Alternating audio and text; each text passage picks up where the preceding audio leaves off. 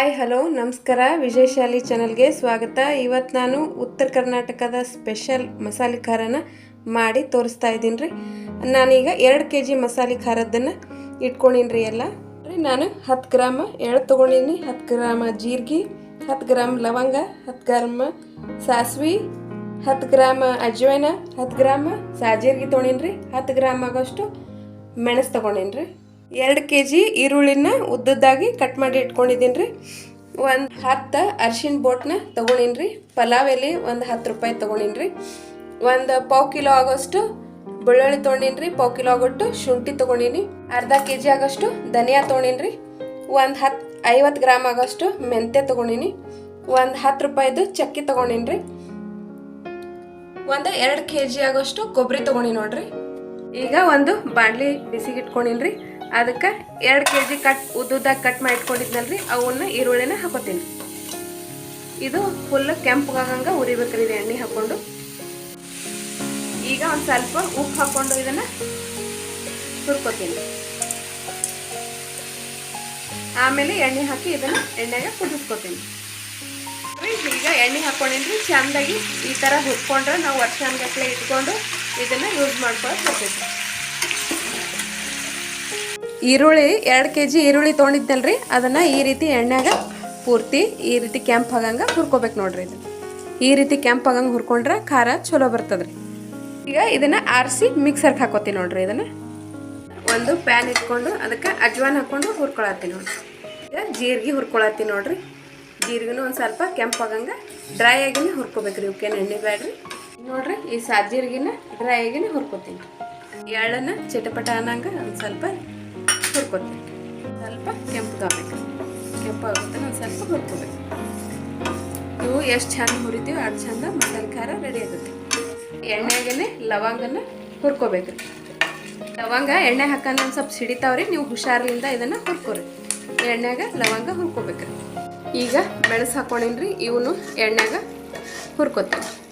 ಇವು ಒಂದು ಸ್ವಲ್ಪ ಸಿಡಿತಾವ, ನೀವು ಹುಷಾರ್ಲಿಂದ ಇದನ್ನು ಹುರ್ಕೋಬೇಕ್ರಿ. ಈಗ ಸಾಸಿವೆನ ಎಣ್ಣೆಗ ಹುರ್ಕೋತೀನಿ ರೀ.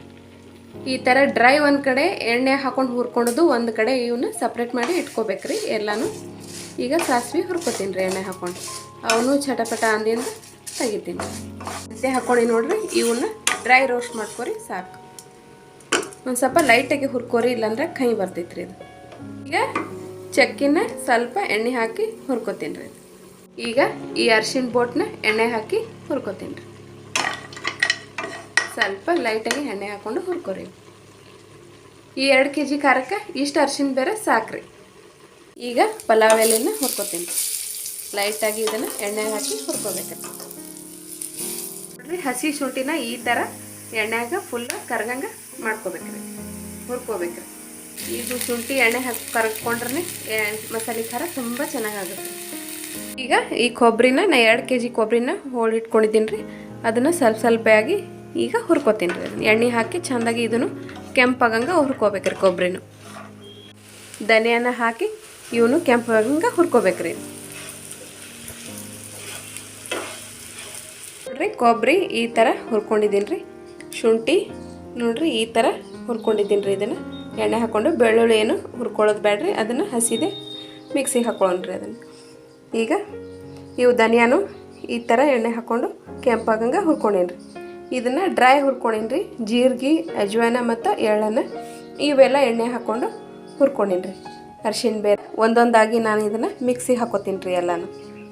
ಈಗ ಎಲ್ಲ ಹುರಿದು ಇಟ್ಕೊಂಡಿದ್ನಲ್ರಿ, ಅದನ್ನು ಎಲ್ಲ ಮಿಕ್ಸಿಗೆ ಹಚ್ಕೊಂಡು ಇದನ್ನು ರುಬ್ಕೊಂಡೀನಿ ರೀ ಎಲ್ಲನೂ. ಈಗ ನಾನು ಆಲ್ರೆಡಿ ಖಾರನ ಕುಟ್ಕೊಂಡು ಇಟ್ಕೊಂಡೀನಿ ರೀ. ಅದನ್ನು ಇದಕ್ಕೆ ಮಿಕ್ಸ್ ಮಾಡ್ತೀನಿ ರೀ. ನೀವು ಇದನ್ನು ಚಳಿಗಾಲದಾಗ ಮಳೆಗಾಲದಾಗ ಯಾವಾಗೂ ಮಾಡಿಕೊಂಡು ಮೊದಲು ಖಾರ ರೆಡಿ ಮಾಡಿಕೊಂಡು ಈ ಥರ ಮಸಾಲೆ ಹುರ್ಕೊಂಡು ಇದನ್ನು ರೆಡಿ ಮಾಡ್ಕೊಬೋದು ನೋಡಿರಿ. ಮಸಾಲೆ ಖಾರ ಬೇಸಿಗೆಗೆ ಮಾಡ್ಬೇಕಂತೇನು ಅನ್ನೋದಿಲ್ಲ. ಯಾವ ಕಾಲದಾಗಾದ್ರೂ ಇದನ್ನು ಮಸಾಲೆ ಖಾರ ಚೆಂದಾಗಿ ಮಾಡ್ಕೊಬೋದು ನೋಡಿರಿ. ಖಾರ ಕುಟ್ಕೊಂಡು ಇಟ್ಕೊಂಡ್ರೆ ಈ ರೀತಿ ಮಸಾಲೆ ಖಾರ ರೆಡಿ ಆಗುತ್ತೆ ರೀ. 2 kg ಖಾರನ ಮೊದಲೇ ಕುಟ್ಕೊಂಡು ಬಂದು ಇಟ್ಕೊಂಡಿದ್ದೀನಿ ರೀ. ಈಗ ಮಸಾಲೆಗೆ ಕಲಿಸ್ಕೊತೀನಿ ನೋಡಿರಿ ಎಲ್ಲ. ಇದನ್ನು ಈ ಖಾರ ಹಾಕೋಣ ಈ ರೀತಿ ನೋಡ್ರಿ ಎಲ್ಲನೂ ಕಲಿಸ್ಕೋಬೇಕು ನೋಡ್ರಿ. ತಿಕ್ಕಿ ಅಂದರೆ ಖಾರ ಚಲೋ ಆಗುತ್ತೆ ರೀ. ಇದನ್ನು ತಿಕ್ಕಿ ಕಲಿಸ್ಕೊಂಡು ಈ ರೀತಿ ಉಂಡೆ ಮಾಡಿದ್ರೆ ನೋಡ್ರಿ ಈ ರೀತಿ ಉಂಡೆ ಮಾಡಿದ್ರೆ ಈ ರೀತಿ ಮೆತ್ತಗಾಗಬೇಕು ನೋಡ್ರಿ ಇದು ಖಾರ.